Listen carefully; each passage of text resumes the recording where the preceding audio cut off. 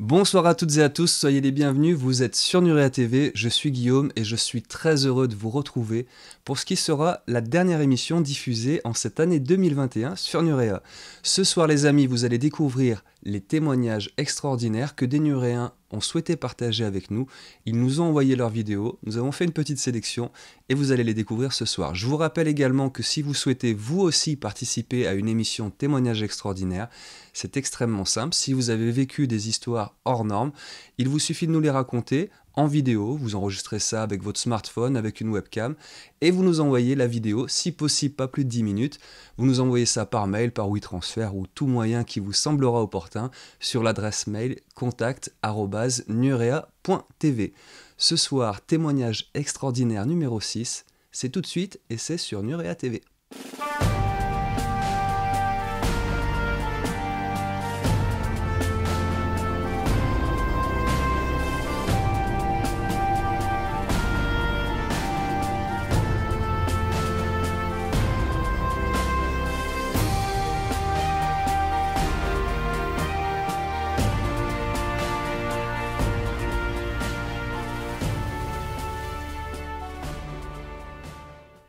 Pour démarrer cette soirée, nous allons découvrir la vidéo dans laquelle Pietro partage avec nous une observation d'OVNI effectuée en août 2010 sur un bateau lors d'un voyage entre la Corse et Marseille.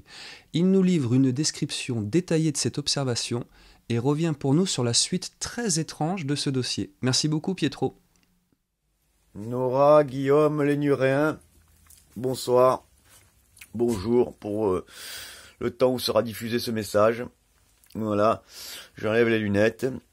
Voilà, je veux vous raconter une histoire, une histoire assez incroyable, je peux le dire, un truc qui m'est arrivé en 2010. Ça fait déjà un moment qui m'est arrivé en 2010. Et je vais essayer de pas bouger, qu'il n'y ait pas des reflets. Entre la Corse et Marseille, c'est-à-dire que je prenais le bateau de Marseille le soir vers 21h, il y avait un petit peu de retard. Et donc on en galérait un peu, finalement on a embarqué qu'à 11h, c'était un peu mouvementé, c'était en plein été, on était vers le 10 août. Et il y avait du monde, il y avait plein de jeunes, des colonies qui faisaient la fête et tout. Bon, je suis descendu dans les cales, je sais pas si vous connaissez les bateaux qui font la croisière, enfin bon, on descend dans les sous-sols, on a des fauteuils, il fait une chaleur écrasante, on n'arrive pas à dormir. Et il y avait du bruit, les gamins ils se faisaient des batailles de papier cul mouillé, enfin c'était assez impressionnant quoi. Donc au bout d'un moment j'ai dit 3h30 du matin, je dis bon ben je sors, je vais sur le pont, je vais là où il y a la piscine, voilà une piscine qu'il y a dehors, il y avait plus personne, il y avait plein de bouteilles, de verres posés sur les comptoirs, machin, enfin il y avait plus des gains, il y avait des bancs, je m'allonge sur un banc, ma mère qui m'avait ramené un cigare de Cuba. Il y a longtemps, elle avait été à Cuba, elle m'avait ramené un cigare, un Roméo et Juliette. Je me l'allume, je commence à m'allonger, je regarde le ciel, et je fume mon cigare tranquille. Et puis d'un coup, je suis attiré par un bruit on peut dire de vent, quoi, un truc qui fait un bruit d'air. Si tu prends un roseau, tu vois, et tu fais... Tu frappes l'air comme ça, donc je tourne la tête, je regarde... vers le bruit, et je vois un nuage comme ça qui descend, et il fait une courbure comme ça, et puis il descend vers moi, un nuage qui avance comme un réacteur d'avion, quoi, la grosseur d'un réacteur d'avion, quoi, la fumée qui se dégage d'un réacteur d'avion quand on le voit passer dans le ciel, mais qui arrive vertical vers moi, là, et je regarde ça, je dis putain, c'est quoi? À un moment, je cherche du regard, j'essaye de comprendre ce qui se passe, et je vois une lumière qui sort du nuage, donc la colonne de nuages avec une lumière qui sort, une deuxième lumière, une troisième lumière, et d'un coup, pouf, je vois un vaisseau, un cigare, la taille d'un cigare, pointu d'un côté, pointu de l'autre, couleur inox, brillant, dans la nuit, qui se met devant moi comme ça. Putain, alors là, je jette un regard un peu partout autour de moi pour voir si je suis seul ou pas. J'entends deux gars qui parlent sur l'étage du dessus, là où il y a les passerelles pour rentrer dans le bateau. Je vais pour les appeler, je fais oh, pouf, le truc il disparaît. Donc je reviens vers ce que j'étais en train de regarder. J'entends la porte latérale se claquer, les mecs étaient rentrés. Pouf, le truc qui réapparaît. Putain, c'est quoi ce truc? Et puis d'un coup, pouf, il remonte. Alors bon, ça ressemble à ça, hein. Voilà. Ça ressemble à ça. Vous voyez, il descend là. Le truc il descend. Bon, c'est comme ça, regarde. Voilà, il descend, vous voyez. Le truc descend, il envoie de la lumière.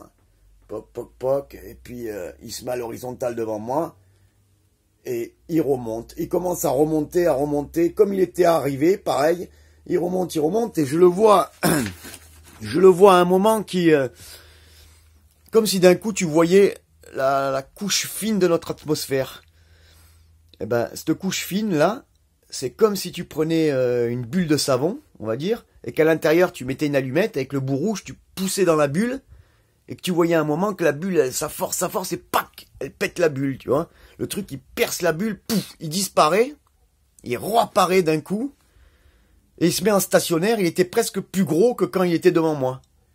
Tu vois, il avait la même taille, mais il était presque plus gros que quand il était devant moi. Là, je me dis, mais qu'est-ce qu'il fait? Qu'est-ce que c'est ce truc et tout?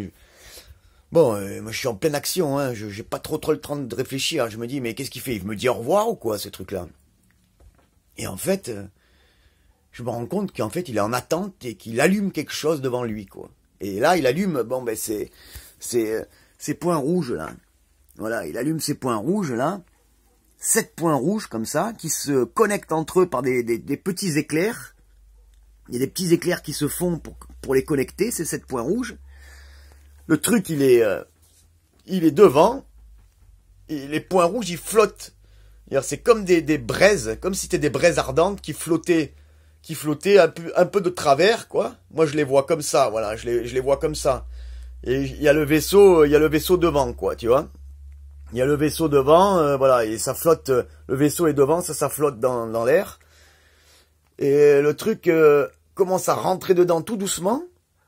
Et je vois qu'il, petit à petit, il disparaît à l'intérieur. Derrière, moi, je vois, parce que j'ai la vision en 3 dimensions, je vois que derrière, il ressort pas. Il rentre petit à petit dedans, il disparaît dedans, et d'un coup, tout s'éteint. Et là, je me dis, waouh, mais qu'est-ce que j'ai vu et tout. Alors, ça m'a pris la tête pendant des années, hein. Jusqu'en 2014, en 2014, je décide de faire une déclaration au GEPAN. Je me dis, bon, on a le GEPAN ici en France, donc je vais faire une déclaration au GEPAN, tu vois, on va voir ce qu'ils vont me dire, eux. Ils vont m'expliquer peut-être, ça faisait 4 ans que j'y réfléchissais quand même, je me dis, j'ai jamais entendu parler de ça, j'ai cherché partout sur les sites, jamais Perlot parlait de ça, et oui, des lumières dans le ciel, des machins, des trucs, un pilote de chasse de l'armée française avec la moustache qui disait qu'il avait vu, lui, cigare, pareil que moi, il était mis au bord, un truc avec une lumière, qu'est-ce qu'il dit, une lumière... angélique ou je sais pas quoi là, enfin bon bref, je me dis putain, on a vu la même chose quoi, tu vois, j'ai vu la même chose que lui et tout, donc je fais ma déclaration au GEPAN, machin et tout, et il me répond un mail, très belle observation, monsieur, machin, et puis c'est tout. Je dis putain, ouais, bon c'est tout, ok, on vous recontactera. Bon d'accord, d'accord, on va se recontacter, très bien, en attente. Et puis, je sais pas, dans le quart d'heure qui suit, je reçois un deuxième mail. Je dis, putain, il y a un autre mail. Et puis, je fais pas gaffe, moi. Je vois un questionnaire et tout. Donc, questionnaire à remplir. Bon, je me dis, bon, bah, allons-y, remplissons le questionnaire. Hein. Je commence à remplir. Alors, il me pose une question un petit peu bizarre. Dans quel état vous étiez psychologiquement quand vous avez vu ça, machin. Alors, j'étais tout à fait normal. Je leur explique que j'étais... je pouvais pas dormir, je veux dire, j'étais empêché de dormir, j'avais même pas sommeil, parce que les gamins, ils faisaient un bordel là-dedans, un truc de fou, ils se jetaient du papier cul mouillé, enfin c'était la bagarre là-dedans, donc je suis sorti prendre l'air, j'ai vu ça, j'étais pas dans un état spécial, hein, à part que je fumais le cigare de Cuba, bon, sinon, voilà, à part ça, j'étais tout à fait normal. Et j'envoie le questionnaire, et puis au moment où je l'envoie, je regarde, je vois dans la barre d'espace, alors si quelqu'un il peut avoir des infos là-dessus, je vois dans la barre d'espace en haut, là, HTTP USA, et vide. Et pas d'adresse, quoi. En fait, je me suis rendu compte, je savais même pas à qui j'envoyais ça, en fait, quoi. J'ai dit USA, mais pourquoi USA? Je crois que c'était le GEPAN, moi. J'ai dit pourquoi USA? Pourquoi c'est... Comment tu peux faire HTTP USA puis vide? Rien dedans. Puis putain, c'est bizarre, ça. Et alors là, je vous dis pas, bon, après, là, il s'est passé des trucs incroyables. Ça doit être l'occasion d'une autre vidéo, quoi, mais des trucs... il m'est arrivé des trucs après avoir fait cette déclaration, au nom de Dieu. Un truc de malade. Un truc, j'entendais... je sais pas, j'avais l'impression que ils étaient arrivés, quoi. Ils étaient là, hein. Ouais, voilà, les amis, un truc de fou, hein. J'ai donc vu un vaisseau spatial rentrer dans notre atmosphère, arriver à notre hauteur, à mon hauteur, quoi, à la hauteur du bateau, quoi, devant moi, quoi, et voilà, le temps que j'appelle quelqu'un, parce que bon, moi j'ai réfléchi pendant des années à ça, hein, donc je me suis dit, au moment où j'ai essayé d'appeler quelqu'un, le truc il a disparu direct, donc il voulait pas que j'appelle quelqu'un en fait, hein. C'est vraiment ce que j'ai pensé, et je pense que c'est sûr que c'est ça, hein, c'est-à-dire qu'il voulait pas que je le dise à quelqu'un et que personne d'autre le voie que moi. J'étais donc le seul en pleine nuit à voir ça. Au moment où je l'appelle, pouf, il disparaît, j'entends la porte se claquer, je reviens vers mon observation, pouf, il réapparaît, direct il remonte dans une colonne de nuages, quand il disparaît, parce que dans le nuage on le voit pas, c'est-à-dire que quand il monte ou quand il descend, on voit pas d'objet, il est à l'intérieur d'une colonne de nuages. Et il pousse jusqu'à que je voie en fait, qu'à l'œil nu en fait, j'ai cherché, on peut voir l'atmosphère terrestre c'est entre 38, 44 kilomètres de distance. Bon, c'est pas clair leur histoire, mais en tout cas, moi j'ai vu une ligne nickel, j'ai bien vu une courbure, hein, comme ça, et je l'ai vu pousser, c'est-à-dire que j'ai vu qu'il freinait, quoi. Il freinait, que c'était dur à sortir, quoi. Il a freiné, d'un coup, il est sorti. Voilà les amis, je peux vous dire que c'est un truc de fou. J'ai vu une Stargate, hein, on peut dire, une porte des étoiles. Le type, il a allumé 7 points rouges dans le ciel, il s'est introduit dedans, il a disparu. C'est un truc de fou, voilà. Eh ben, bisous les Nurins, Nora, Guillaume, à ciao. La famille d'Alexandra est familière du paranormal, notamment ses deux filles, Laura et Samantha, qui sont médiums et capables de percevoir diverses entités non incarnées. Elles ont également accès à leur vie antérieure. Justement, Alexandra nous explique ses investigations autour de ces fameuses vies antérieures et nous l'en remercions très chaleureusement. Bonjour, je m'appelle Alexandra, j'habite en Suisse et ma famille était littéralement catapultée dans le monde du paranormal depuis de très longues années. Avec déjà ma sœur qui est médium, surtout médium clairaudiente, mais également médium trans, qu'elle apprécie pas trop.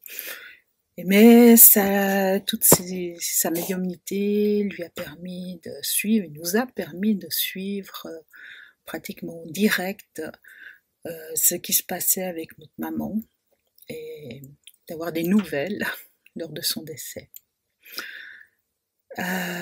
Autrement, mon mari et moi-même avons une bonne intuition, je dirais, et quelques capacités médiumniques, mais ce sont surtout nos deux filles, Laura, née en 1996, et Samantha, née en 2003, qui nous ont catapultés littéralement dans une série télé fantastique au quotidien. La cadette, Samantha, est médium depuis toujours. Elle est capable de voir, d'entendre et même d'être perçue, sentie par les entités désincarnées.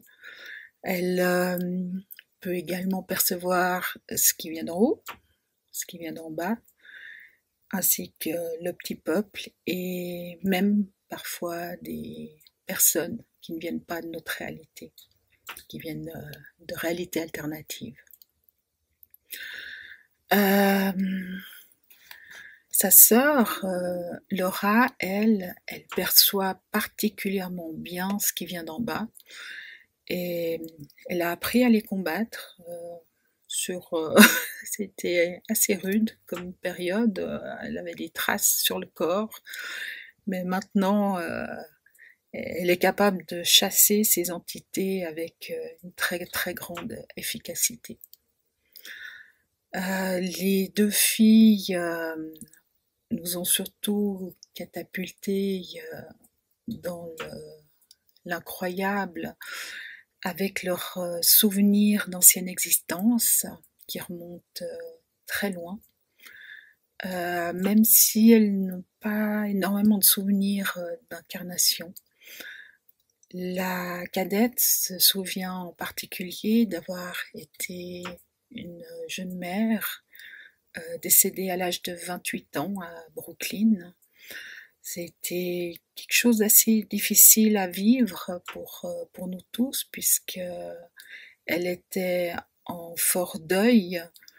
C'est d'ailleurs étonnant, hein, puisque c'est elle qui est décédée, mais était dans le deuil d'avoir perdu sa femme, son mari et son enfant. Son enfant qui avait 5 ans au moment où elle a été shootée sur un passage piéton. J'ai mené mon enquête. J'ai retrouvé l'église dans laquelle elle se rendait lorsqu'elle était enfant, dans son ancienne existence. J'ai également retrouvé l'ancienne école dans laquelle sa fille se rendait. J'ai retrouvé son ancienne école professionnelle. J'ai retrouvé son ancien quartier, ainsi que probablement ce qui était sa maison. J'ai également retrouvé, évidemment toujours avec l'aide de ma fille, son ancien travail, qui était le palais de justice du district Est de New York, puisqu'elle exerçait durant cette autre vie le métier de juriste, spécialiste des infractions graves de la circulation. Ce qui est étonnant, c'est qu'elle se souvient également de la vie qui était juste avant. Donc la vie à Brooklyn, c'était entre 1972 et 2000. Probablement entre 1940 et 1960, elle a vécu sur Grenoble. Alors j'ai pas les dates exactes, c'est une approximation d'après son descriptif, notamment des allusions à la guerre d'Indochine. Et puis aussi, elle se souvenait de certaines musiques de cette époque. Donc, on a pu avoir, elle a reconnu le Grenoble de cette époque-là. Et elle se souvient également du travail qu'elle effectuait avant ces 2 incarnations, enfin même ces 3, si on compte cette vie-ci, le travail qu'elle effectuait lorsqu'elle était désincarnée. Et ce travail consistait à accueillir les âmes des défunts et de les aider à s'intégrer dans leur nouvelle existence dans l'au-delà. Sa sœur Laura a également beaucoup de souvenirs d'ancienne existence. En premier lieu, celle d'une femme japonaise, probablement durant le Haut Moyen-Âge japonais. Une existence dramatique durant laquelle elle a perdu son mari et son fils aîné à la guerre. Et elle a également perdu son fils cadet quelques années plus tard d'une très grave maladie. Elle se souvient ensuite d'avoir été une louve, une femelle louve dans une meute. Elle était la femelle alpha. Elle a pu me donner beaucoup de détails, et ce qui est étonnant, c'est qu'elle a pu ramener, enfin en tout cas elle semble avoir pu ramener de cette existence de louve des connaissances du monde animal qui sont surprenantes. Elle a une complicité avec les animaux qui est vraiment hors norme, et en particulier avec les chiens, puisqu'elle est capable de se faire obéir de chiens policiers en présence de leur maître. Elle se souvient ensuite s'être incarnée durant la période à mi-chemin entre l'ère Sengoku et l'ère Edo. Elle a pu me donner énormément de détails. Là, c'est vraiment, mais j'ai écrit plus de 100 pages de souvenirs de cette existence à mi-chemin entre ces 2 périodes. Elle a pu me donner des détails sur l'usage d'arquebuses, sur les bateaux, les contacts avec les étrangers, sur les premiers chrétiens, sur cette période de pacification du Japon. Elle a pu me donner des méthodes, des techniques de combat, de manière plus drôle, aussi tout ce qui est autour de la cérémonie du thé, qu'elle maîtrise extrêmement bien. Et étonnamment, elle a le souvenir de l'identité qu'elle avait à cette époque-là. Elle m'a dit qu'elle s'appelait Shizaki Shingonobu, qui est un nom qui se rapproche de très très près de Hayashizaki Shigenabu. Et Hayashizaki Shigenabu est l'inventeur de l'iaido, l'art du sabre. Laura a pu me donner des informations avant qu'on connaisse cette identité, des informations qui correspondent à sa vie, qui est mal connue, mais en tout cas il y a des points de convergence extrêmement forts. Et surtout, elle a pu me donner des détails très précis sur sa technique de combat. Elle m'a toujours dit depuis très longtemps, même avant qu'on découvre cette identité, qu'elle avait inventé une technique de combat qui n'existait pas avant qu'elle l'ait mise au point. Donc c'est assez étonnant. Laura peut également remonter sur d'autres périodes. Enfin, Laura et Samantha ont pu me donner aussi des détails de ce qui se passait sur Terre sur des périodes extrêmement reculées, comme observatrice extérieure. Alors voilà, j'arrive aux 10 minutes, c'était juste pour dire que dans notre famille à nous, le paranormal, c'est un petit peu notre normalité.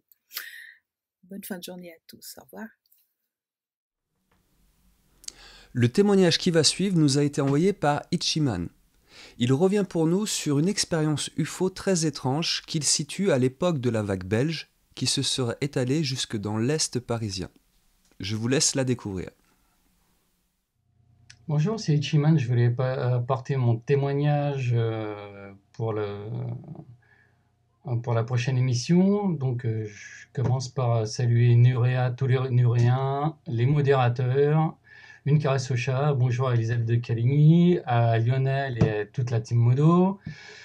Et donc, moi, ce que je voulais dire, c'est que lorsqu'il y a eu la soi-disant vague belge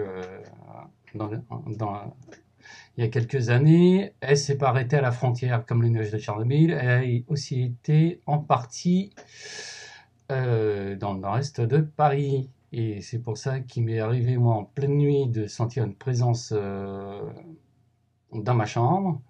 Et au moment où je me suis retourné pour voir ce qu'il en était, plus rien. Mais j'avais senti les présences et l'air était ionisé. C'est ce qu'on retrouve quand il y a des téléportations, quoi. Et un peu après, il y a aussi eu une observation juste au-dessus de chez moi d'un ovni triangulaire avec une boule rouge qui montait et qui descendait. Donc, est-ce qu'il faut faire un lien entre les deux? Est-ce que c'était un ovni alien ou humanoïde? Et quel est le rapport avec la visite que j'ai eue? Voilà, donc sinon en dehors de ça, paranormal, moi je m'y intéresse surtout au niveau des légendes pour savoir si telle légende découle d'événements naturels ou vraiment de rencontres rapprochées, quoi. Et par exemple, je sais que moi, dans le nord-est du Portugal, on a beaucoup de légendes liées à tout ce qui est sorcière. Pas d'animaux bizarres ni rien. Par exemple, une de vos intervenantes avait parlé d'une sorcière rouge au Portugal. Elle vient pas du nord-est du Portugal, en tout cas peut-être du nord-ouest ou ailleurs, mais je crois qu'elle a dû faire une généralité, quoi. Mais sinon, c'est vrai que c'est intéressant de voir certains recoupements qu'on peut faire entre divers domaines, parce qu'il faut s'ouvrir l'esprit et pas rester chacun dans ses cases, quoi. Donc, je vous souhaite une bonne émission à tous et à très bientôt. Christine est sujette à de nombreuses expériences étranges. Elle partage avec nous un épisode de prémonition. Elle revient également sur 2 expériences extraordinaires survenues lors de sa petite enfance. Merci beaucoup Christine. Bonjour tout le monde, bonjour Guillaume et Nora. Merci pour ce que vous faites. Donc comme vous l'avez demandé, je me suis aperçue que moi j'avais quand même, en faisant l'inventaire, que finalement j'avais pas mal de choses bizarres, extraordinaires dans ma vie. Et du coup, j'ai dit moi aussi je vais témoigner. Alors étant donné qu'il y a quand même beaucoup de témoignages sur les ovnis et la paralysie du sommeil, du coup j'ai éliminé ces trucs-là. Et je vais parler de choses un petit peu différentes pour pas faire redondant. Alors, une première chose, ça se passait à mon travail. J'étais en train de saisir des choses sur l'ordinateur. Je traitais un dossier, donc... et tout à coup, dans ma tête, j'ai entendu des sanglots, des pleurs très, très, très, très violents. Et ça a duré quand même un certain temps quand même. Je me suis demandé ce qui m'arrivait, parce que j'ai eu l'impression que j'avais jamais connu ça avant. Et j'ai pas trop compris ce qui se passait. Puis bon, j'ai attendu que ça se passe et puis j'ai repris mon travail. Et quelques minutes plus tard, le téléphone a sonné dans le bureau d'à côté. Et j'ai compris de loin que la personne était quand même très très très paniquée au message qu'on lui passait. Et en fait, elle a dit j'y crois pas, et elle s'est mise à pleurer, à sangloter très fort. Et en fait, j'ai réentendu exactement les sanglots et les peurs que j'avais entendus dans ma tête. Alors, je pense qu'on peut classer ça dans la prémonition, j'imagine, hein.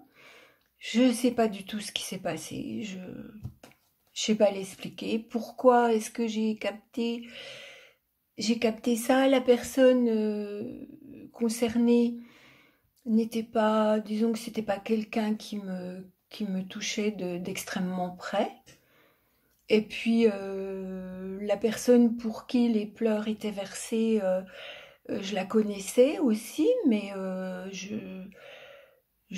c'est pas quelqu'un de qui j'étais très proche. J'ai pas compris la logique de ce truc-là. Je me pose encore la question. Je comprends pas pourquoi c'est arrivé, mais c'est arrivé. Voilà. Alors, j'ai un deuxième événement à relater.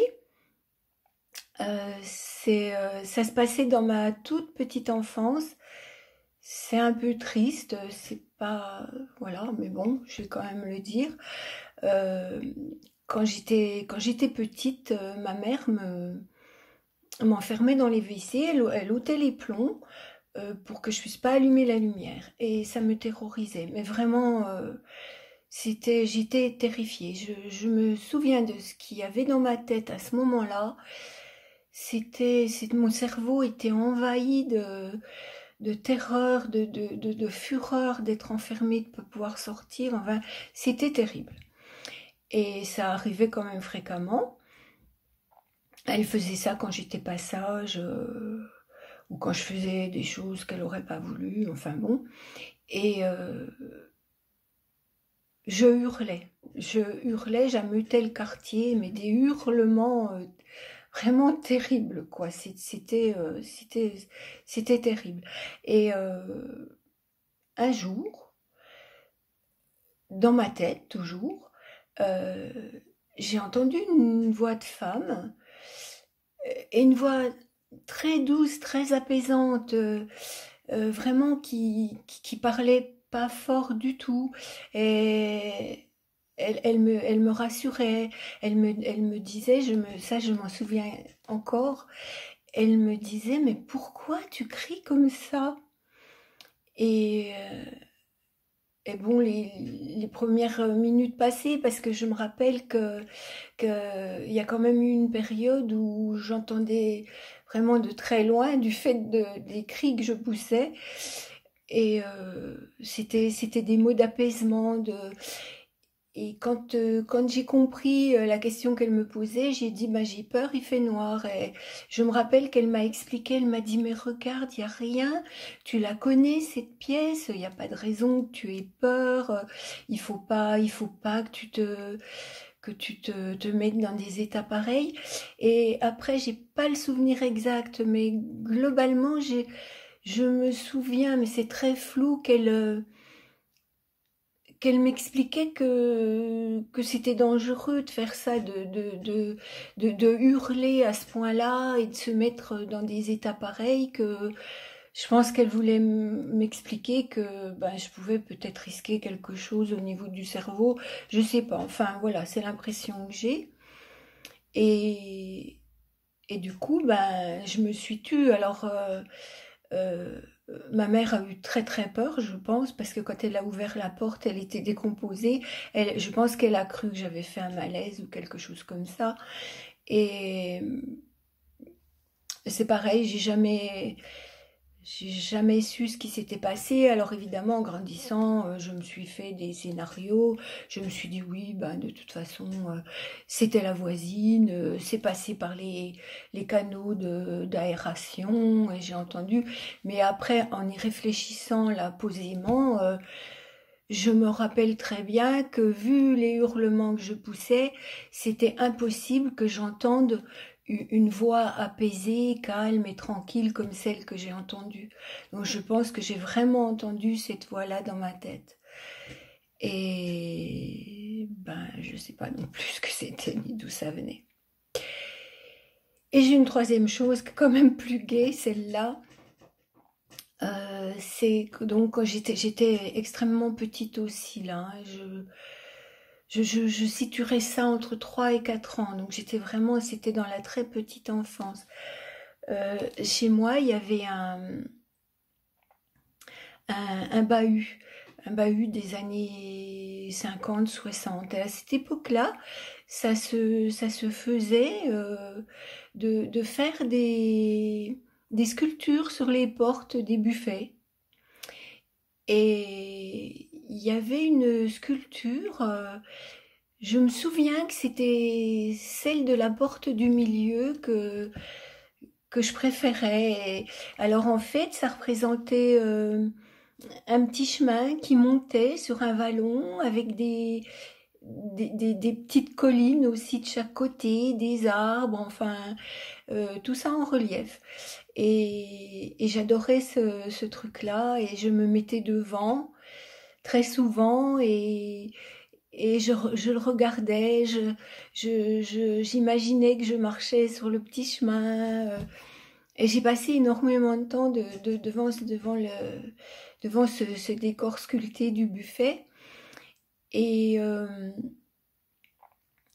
un jour, il y a un lutin qui est sorti du décor.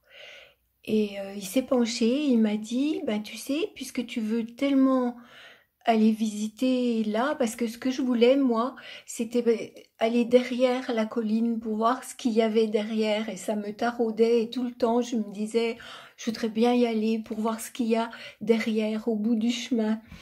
Et le lutin, il m'a dit, bah écoute, depuis le temps que tu dis que tu demandes à vouloir y aller, ben si tu veux, je t'emmène. Et j'ai dit oui, maintenant j'ai pris sa main et puis j'ai un souvenir très précis de marcher en tenant la main de ce lutin dans ce décor-là. Et, et on est allé de l'autre côté, il m'a emmené de l'autre côté. Là, je n'ai maintenant plus aucun souvenir parce que c'est pareil, je l'ai beaucoup repoussé. Je me suis dit que j'avais rêvé, évidemment. Et du coup, bah, j'ai perdu tout le souvenir de ce que j'avais vu parce que je sais que petite, quand j'avais 10-11 ans, je me souvenais encore de ce que j'avais vu de l'autre côté.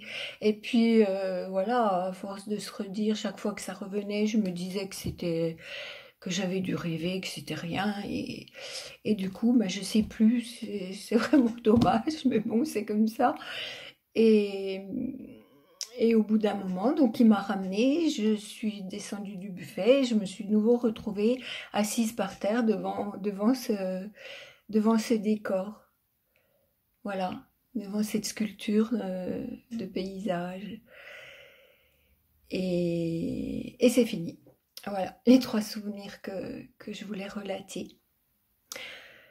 Je voudrais vous dire à Nora et à Guillaume que ce que vous faites, c'est vraiment formidable parce que c'est vraiment une bouffée d'air pour l'esprit de se dire ben tiens, finalement, c'était peut-être pas n'importe quoi.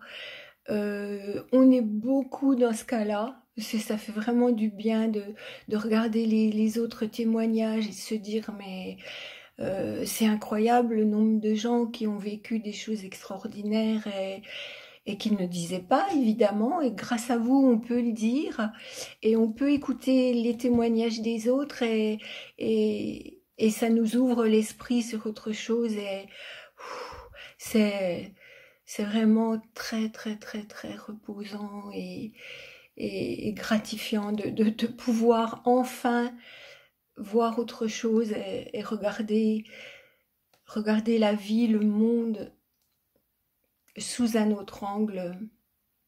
Je vous remercie vraiment beaucoup, beaucoup, beaucoup, du fond du cœur. Merci. Au revoir. Je vous embrasse. Nous poursuivons cette soirée témoignage extraordinaire en compagnie de David. Il revient pour nous sur le souvenir d'une étrange randonnée et d'une très curieuse expérience survenue autour d'un lac gelé dans la région de Rennes. Bonjour Nuria TV, bonjour Nora, Guillaume, bonjour à tous. Je me prénomme David et je vais vous parler d'une journée étrange.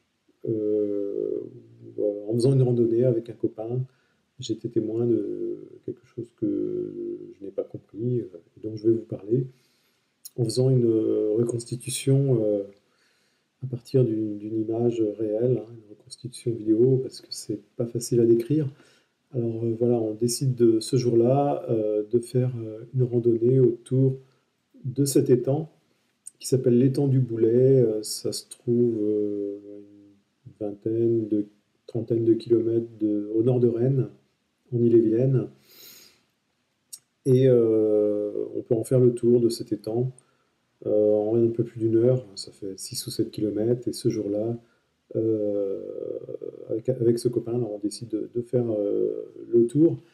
Il fait très froid ce jour-là, il fait des températures négatives, le lac est gelé.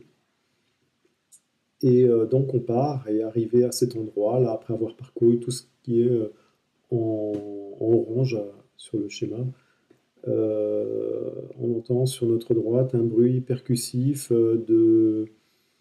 qui ressemble un peu au bruit que ferait une lame d'un couteau sur un verre vide, suivi de bruit de glace brisée, quoi.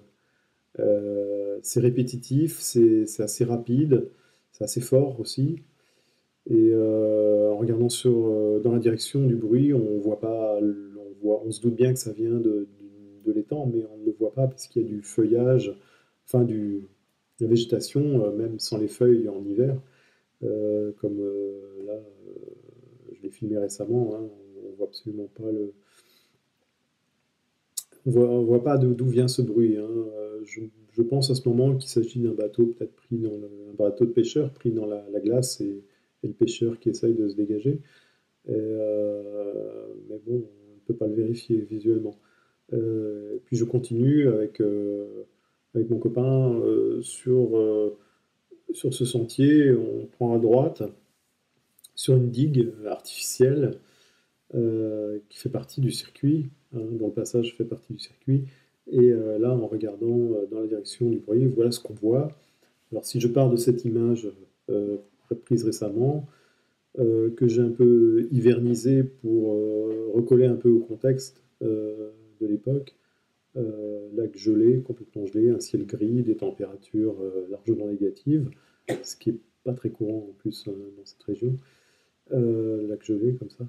Voilà ce que l'on voit et qui est à l'origine du bruit qu'on entendait. C'est une série de 3 objets plus ou moins cylindriques et qui ressemblent à des pieux en bois, mais un peu plus réguliers, quoi, un peu plus circulaires, je dirais, dans leur section, à peu près, mais moins réguliers qu'un manche à balai, par exemple, et plus gros aussi qu'un manche à balai. Ça doit faire 4-5 cm à peu près de section. Ça sortait à peu près de 30-40 cm en dehors de la surface.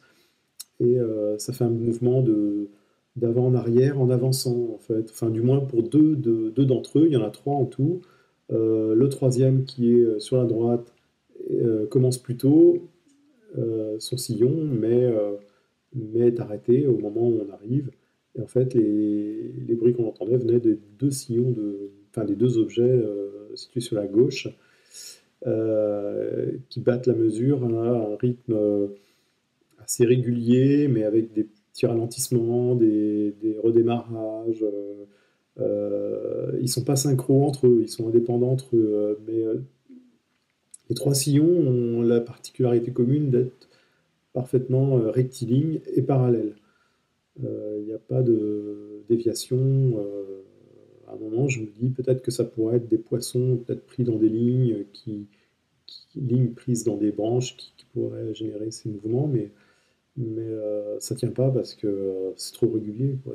C'est complètement rectiligne. On aurait eu un truc beaucoup plus chaotique, hein, je pense, avec des poissons. Donc on se demande hein, vraiment ce que c'est. On comprend pas, quoi. On comprend pas. Et par moment, un des 2 sillons, un des 2 bâtons entre guillemets s'arrête. Celui qui était en retrait repart tout doucement, puis s'arrête à nouveau. Il y a des redémarrages du sillon qui était précédemment arrêté. C'est assez complexe, quoi. Puis au bout de plusieurs minutes, je ne sais pas combien, 10, 15, combien de temps ça a duré, je décide de prendre une pierre car tout s'est arrêté et je veux voir la réaction. Je me dis, j'attends une réaction. Hein. Je balance une grosse pierre en direction de ces objets saillants hein, qui émergent de l'eau. Et là, la pierre rebondit sur le lac qui est complètement gelé, assez épais finalement, puisque la pierre ne s'enfonce pas. Et une série de craquements se fait entendre sur toute la surface, hein, pas seulement à l'endroit où la pierre s'est crachée, entre guillemets. C'est assez étonnant, quoi. C'est vraiment angoissant. Et je me rappelle le copain à côté qui me dit il se passe vraiment des choses étranges ici. C'est comme si la réalité a été mise sous cloche, quoi, avec une autre réalité, en fait, sous cette cloche. Et ça dure plusieurs secondes, ces craquements, puis ça finit par s'arrêter. Et là, on décide de reprendre cette marche, vraiment interloqué. Hein. C'est pas facile à retranscrire ça. Cette atmosphère vraiment étrange, quoi. Et donc on finit la randonnée normalement, en se demandant ce qu'on a vu, quoi. Voilà. Et aujourd'hui, je ne sais toujours pas ce qu'on a vu. Pour info, à cet endroit, l'étang n'est pas très profond, hein, comme on peut le voir sur cette image récente, prise avec un niveau un peu plus bas. Voilà. S'il y avait quelqu'un en dessous à manipuler, il ne devait pas être très gros. C'est vraiment pas profond, quoi. Quelques dizaines de centimètres, quoi. 50 centimètres peut-être maximum, quoi. Donc, une fois arrivé à la voiture, ben, l'idée c'est de rentrer vite et puis de revenir avec un appareil photo, quoi, pour prendre la scène en photo, quoi. Mais la nuit tombe déjà, donc c'est complètement inutile, quoi. Dans le noir, là, à cet endroit-là, on ne peut pas prendre de photos. Vraiment, il n'y a aucun intérêt, quoi.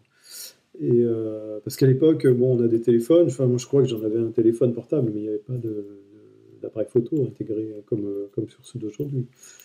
Et donc, le lendemain, je serais bien revenu, hein, parce que pour voir, prendre en photo, moi, les traces, quoi, les traces de glace qui regelaient, en fait, après le passage de ces objets en mouvement.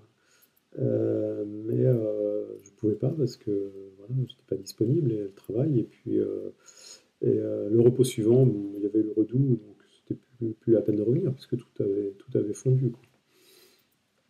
Et donc voilà, ça reste une énigme. Voilà. Une curieuse après-midi d'hiver, début des années 2000, 2001, je crois, janvier 2001. J'ai pas un souvenir précis de la date, mais je me souviens bien par contre de la scène. Voilà, bon, je vous remercie de m'avoir écouté et je vous souhaite une bonne continuation à votre chaîne qui est vraiment très bien. Merci à vous. Patricia est hypnothérapeute. Dans la vidéo qui va suivre, elle revient pour nous sur son parcours de vie et sur son rapport aux dimensions subtiles. Témoin de l'extraordinaire, bonjour. Bonjour Guillaume, je me présente, je me prénomme Patricia. Je viens à toi, j'ai entendu ta demande, ton appel pour avoir des témoignages sur l'extraordinaire. Alors je suis bien sûr régulièrement les émissions que tu fais sur Nurea TV, toi Honora, et je prends beaucoup de plaisir à découvrir un certain nombre d'invités, un certain nombre de choses. À l'heure actuelle, je suis moi-même dans un métier un peu particulier parce que je fais des thérapies brèves et que dans le travail que j'effectue, j'utilise énormément l'hypnose. Alors hypnose ericksonienne, hypnose médicale, hypnose de régression, bien évidemment, on y vient à un moment donné. J'ai la quasi-certitude dans le métier que je fais à l'heure actuelle d'être là pour accompagner les personnes qui ont besoin simplement de se retrouver un équilibre évidemment dans leur vie, hein, c'est avant tout de la thérapie. Mais depuis que l'hypnose a ouvert un certain canal et que je discute régulièrement avec différents guides, j'ai l'absolue certitude que mon parcours ici, il est avant tout un parcours d'accompagnement et d'éveil.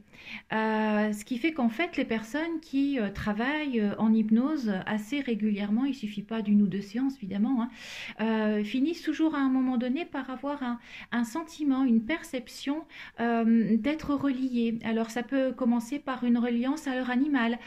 Tiens, c'est amusant, j'ai l'impression que j'entends ses pensées. Ça peut être une reliance au monde de la nature qui nous entoure. J'ai comme ça une patiente une fois qui est un jour arrivée dans mon cabinet et qui m'a dit ça peut vraiment plus continuer comme ça. Et quand je me suis interrogée sur mais qu'est-ce qui ne peut plus continuer comme ça, en fait ce qu'elle m'a répondu c'est qu'elle ne pouvait plus ouvrir sa porte sur un trottoir de bitume, qu'elle avait besoin d'ouvrir sa porte sur la nature, qu'elle avait besoin d'avoir quelque part autour d'elle un arbre avec lequel se relier, etc. Donc en fait quand tu pratiques l'hypnose, au bout d'un certain temps, non seulement tu règles tes problèmes dans l'ici, le maintenant, dans ce que tu portes comme charge, hein, dans tes croyances, dans tes expériences de vie, etc. Mais en plus, tu commences à éveiller une partie de toi parce que l'hypnose, c'est une mise en état de conscience modifié.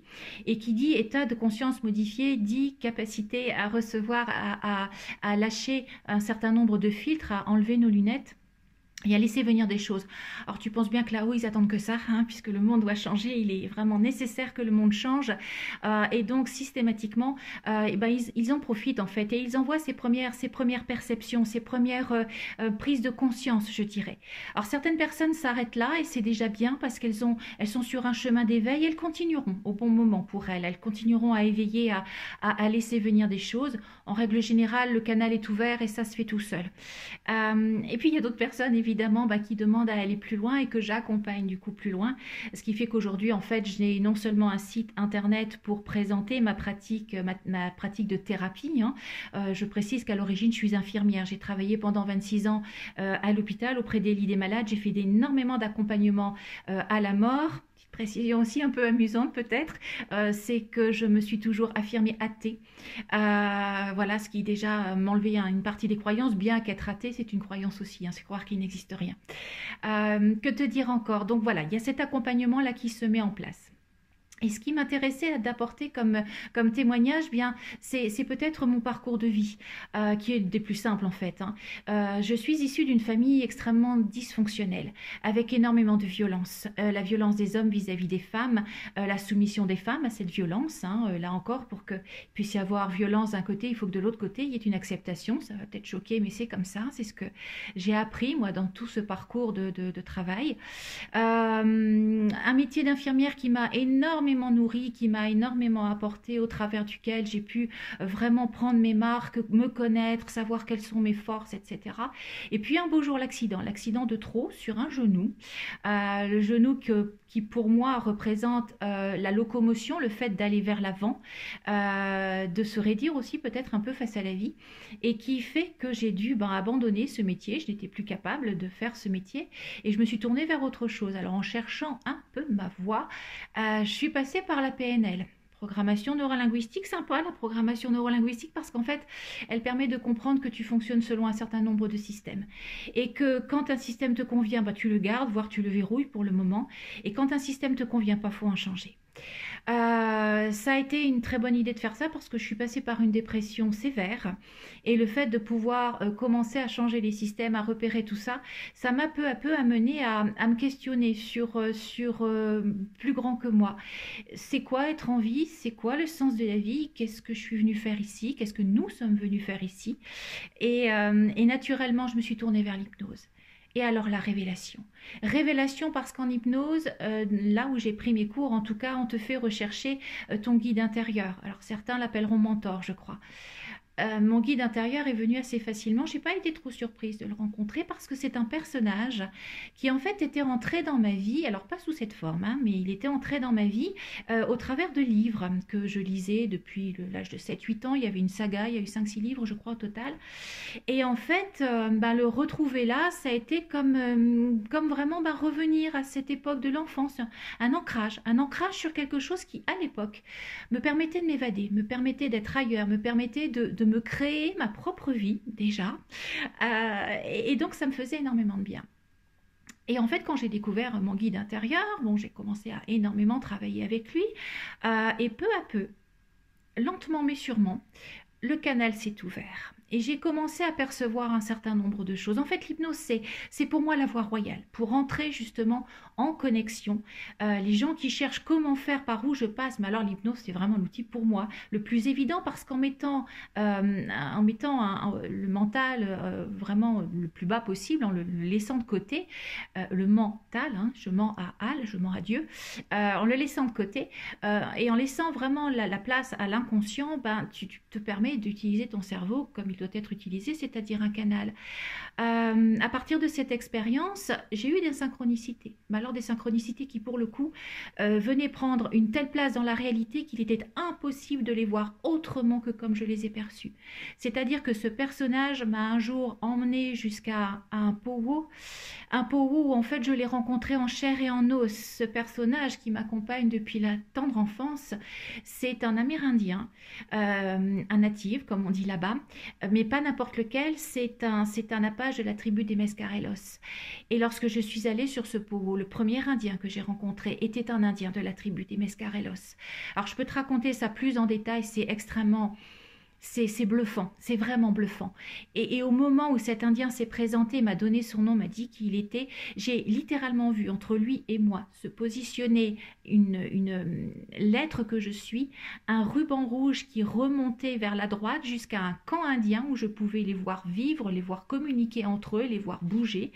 Et vraiment avec cette idée, tu vois, la ligne rouge, elle est là, tu fais partie de ce monde. Alors à partir de là, j'ai commencé à laisser venir les choses beaucoup plus facilement. J'ai mis des points d'interrogation, ne voulant pas mettre de oui, de non ou de c'est ça, des points d'interrogation jusqu'à ce que peu à peu ces points d'interrogation se transforment par une simple évidence. C'est simplement ça.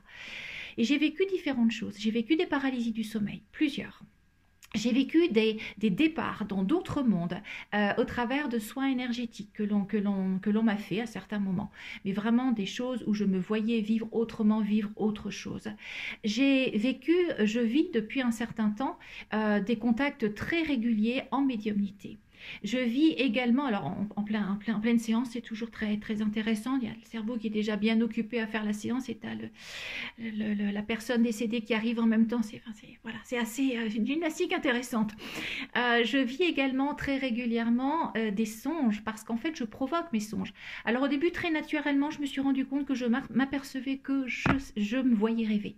Après, j'ai décidé que si je me voyais rêver, je pouvais peut-être changer les choses. Et dans mon rêve, quand ça ne me plaisait pas, je me disais non, c'est pas là que je veux aller, moi je veux aller plutôt de ce côté-là. Et hop, le rêve basculait et m'emmenait là où je voulais.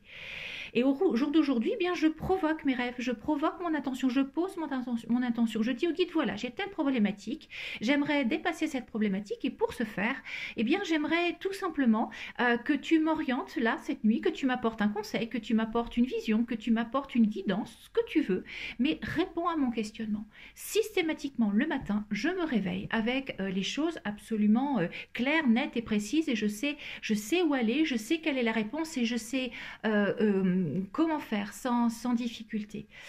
Là-dessus, j'ai croisé la route de Sylvain Didlot sur YouTube. J'ai entendu parler de transincarnation. J'ai donc été à la recherche de transincarnation en bonne hypnothérapeute que je suis. Et j'ai retrouvé 3 des transincarnations qui m'accompagnent, dont on pourra parler aussi si cela t'intéresse évidemment, et que donc je peux également permettre à d'autres personnes de retrouver si c'est nécessaire dans leur vie. Voilà. Alors, je te fais une petite chose assez courte. Il y a énormément de choses à dire. Je vais m'arrêter là parce que tu as demandé des enregistrements d'une dizaine de minutes et que nous sommes arrivés à 10 minutes 13. Je te remercie en tout cas pour l'attention que tu auras posée. Si tu désires me joindre pour discuter un peu plus de ce que je t'ai donné là ou pour avoir des informations sur ma pratique ou autre, écoute, il n'y a aucun problème. Savoir que dans cette idée d'accompagnement et de te permettre à des personnes justement de découvrir des choses et d'avancer. J'ai sorti également un livre d'auto-hypnose pour permettre justement aussi de commencer ses premiers pas. L'idée étant toujours que je suis vraiment là pour éveiller, pour permettre aux gens de démarrer cette recherche et cette perception en eux. Comment je fais pour percevoir, comment je fais pour valider ce que je perçois, c'est quoi ces différentes petites voix que j'entends à l'intérieur de moi, à quoi je prête attention ou pas. Mais je sens qu'aujourd'hui, ce qui m'est demandé, c'est d'aller beaucoup plus loin. Je le pense à cause de ces médiumnités, je le pense à cause de cette capacité à travailler sur les vies antérieures ou ce qu'on pourrait appeler le transincarnation. En fait, c'est la même chose, puisque nous vivons tout dans le même temps. Encore que dire ça, c'est très réducteur parce qu'on a l'impression d'être dans un tuyau et il n'y aurait plus qu'une seule dimension, alors qu'en fait, là-haut, le nombre de dimensions est incommensurable. Voilà, je te remercie de ton attention encore une fois. Je me tais, je suis très bavarde sinon. Et je te souhaite une excellente journée. À bientôt peut-être. Ludovic nous a envoyé cette courte vidéo d'un objet étrange prise dans le ciel d'Amiens. OVNI, manifestation atmosphérique ou autre, chacun se fera son propre avis après avoir visionné cette vidéo.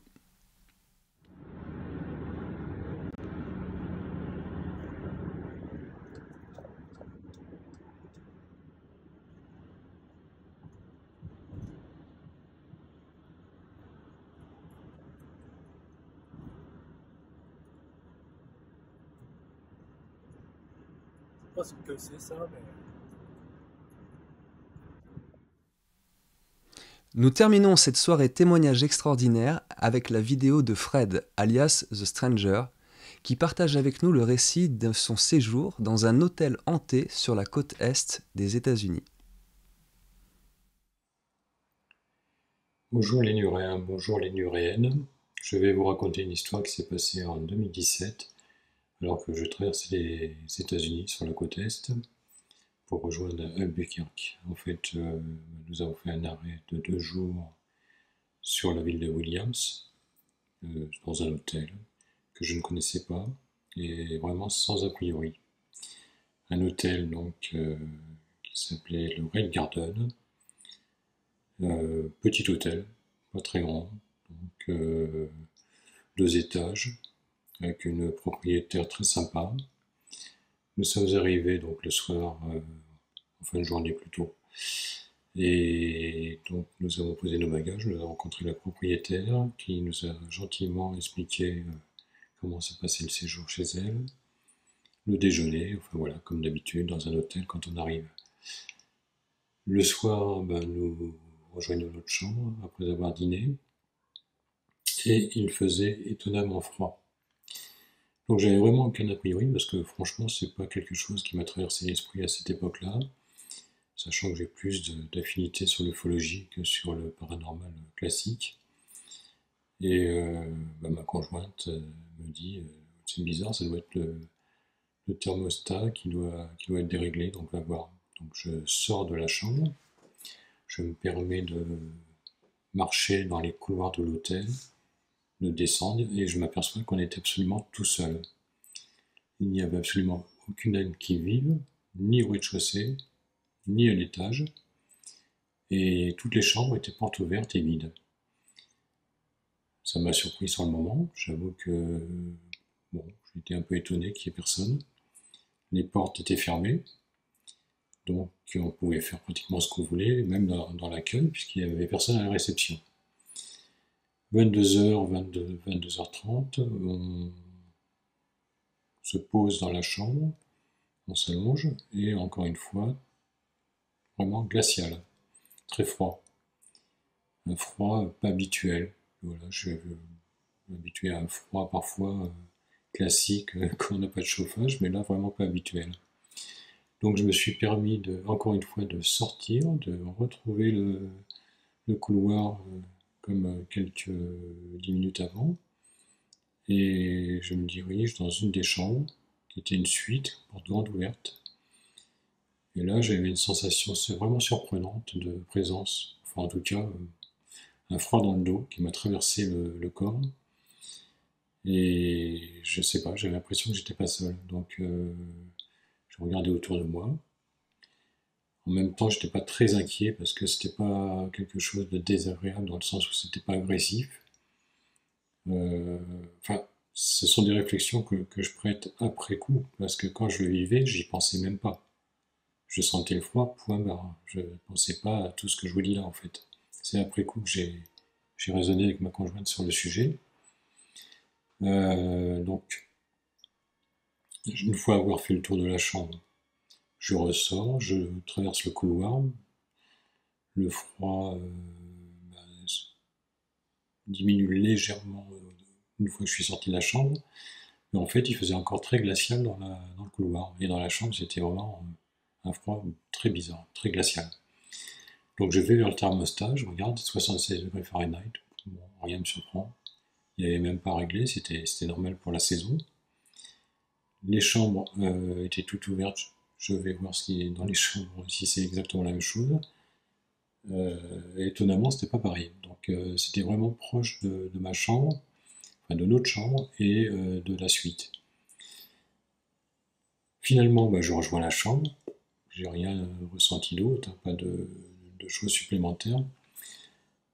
La nuit, c'était une chambre typique. Hein. Je précise que le Red Garden, c'est une chambre qui n'a pas changé depuis 1880, enfin depuis l'époque des westerns. Tout est resté identique, tant les lavabos que toilettes, que lits, avec les gros édredons et les lits d'époque, tout était d'époque. Avec une espèce de lucarne qui donnait sur le ciel. Voilà, donc avec les légers stores devant pour empêcher la lumière de rentrer. La nuit, pas terrible cette première nuit, car encore une fois, j'étais pas serein, j'avais personne dans l'hôtel, seul, toutes les chambres ouvertes, et ce froid glacial qui a continué pratiquement toute la nuit. Au petit matin, finalement, je n'avais pas très bien dormi, avec ma conjointe, on se parle, on se dit c'est bizarre quand même ce froid, est-ce que tu as bien dormi? Non, moi non plus, ok, super. Donc on décide de descendre déjeuner, et encore une fois, j'avais vraiment aucune idée de la suite. Au déjeuner, tout va bien, on revoit la propriétaire qui très sympathiquement nous accueille, nous déjeunons bien, et d'un seul coup, ma conjointe fait une tête très bizarre. Alors je lui dis, tiens, qu'est-ce qui se passe? T'as vu quelqu'un qu'on connaît, ou il y a quelque chose qui va pas? Et elle me dit, retourne-toi et regarde l'article encadré, il y a des cadres au mur, et il y a un article encadré. Donc je me retourne et je regarde effectivement cet article qui, en anglais, parlait du Red Garden et de ses apparitions fantomatiques. Donc c'était un hôtel hanté, a priori, depuis toujours, par des personnes qui, d'antan, avaient logé dans cet hôtel.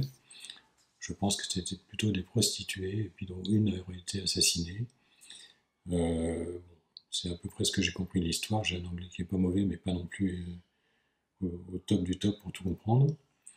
Donc j'avoue que ça nous a amusés, parce que quand on a lu ça, on a tout de suite fait référence à la nuit qu'on avait vécue, et à ce froid glacial, et cette sensation d'être pas seul, et d'être un peu observé, voire traversé, là, parce que dans la suite, j'ai bien senti le froid de traversée.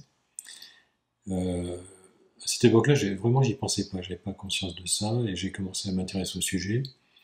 C'est pour ça que voilà, je voulais vous raconter cette histoire qui est digne de Nurea TV et que j'ai trouvé très amusante. Juste une dernière chose, en fait, vous dire que le lendemain, la deuxième nuit, enfin le soir même plutôt, la deuxième nuit, aucun froid, rien du tout, température normale. Qui plus est, toutes les chambres étaient occupées. Je vous souhaite une très bonne soirée et à très bientôt. Au revoir. Nous voici arrivés au terme de cette émission Témoignage extraordinaire numéro 6.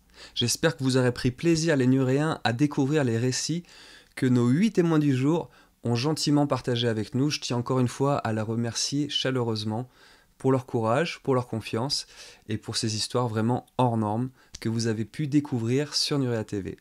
Il ne me reste plus qu'à vous souhaiter à toutes et à tous une très belle fin d'année. Prenez soin de vous et de vos proches. Moi, je vous dis rendez-vous l'année prochaine. 2022, nous voilà. D'ici là, gardez les pieds sur terre et la tête dans les étoiles. À très très bientôt. Ciao!